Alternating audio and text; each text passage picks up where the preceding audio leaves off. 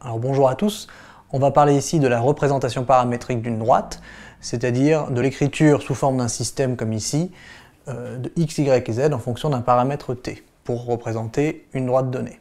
Alors on va d'abord définir ce que c'est qu'une représentation paramétrique, et ensuite on va, à l'aide d'un exemple, montrer comment établir un système comme ça assez facilement. Alors on va prendre une droite D qui passe par un point A dont les coordonnées xa, ya, za sont connues, et dont le vecteur directeur est u, et je connais les composantes, c'est a, b, c. Voilà. Et on va dire que la représentation paramétrique de cette droite D, c'est le système d'équations que j'obtiens ici, en sachant que j'ai mis quelques petites choses avant pour bien expliquer comment j'arrive à ce système.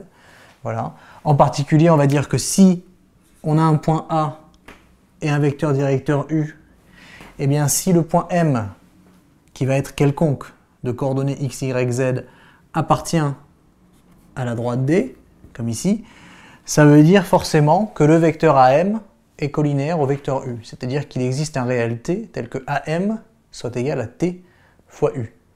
Voilà. Alors T c'est un paramètre, c'est pour ça que ça s'appelle une représentation paramétrique, et peut être positif ou négatif, ça n'a pas d'importance.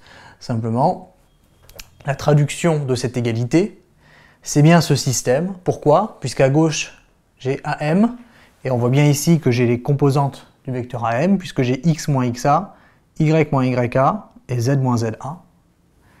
Et ensuite, j'ai bien t fois u, c'est-à-dire t fois la coordonnée de u, qui correspond t fois a, t fois b, et t fois c. Voilà.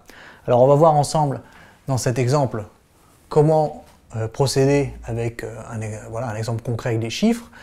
On me donne une droite D qui passe par le point A, dont les coordonnées sont 1, moins 2 et 3, et le vecteur U, dont les coordonnées sont 1, 0 et moins 1. Et on me dit quelle est l'équation paramétrique de D.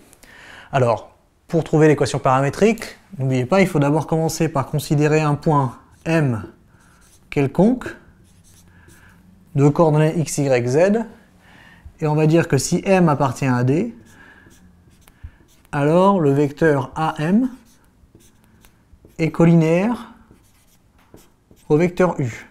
Voilà.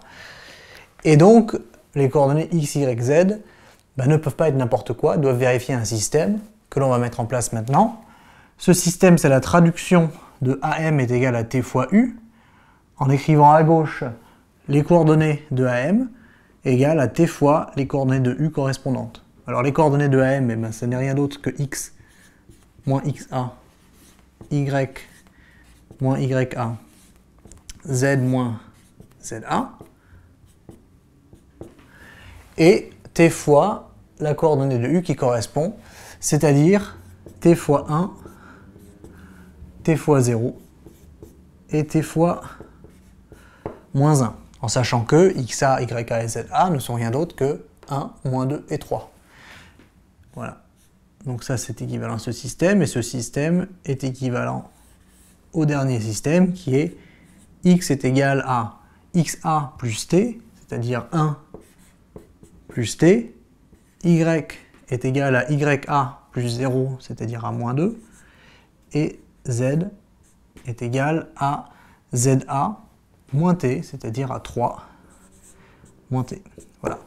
Et ça, c'est bien la représentation paramétrique, c'est-à-dire les coordonnées x, y et z en fonction d'un paramètre t, ou non d'ailleurs, y égale moins 2, c'est pas une erreur, il n'y a pas forcément de t, mais en général, il y a bien au moins un t présent dans l'une des équations. Voilà, donc retenez bien ça, et retenez bien que c'est la traduction par un système de AM collinéaire au vecteur directeur de la droite.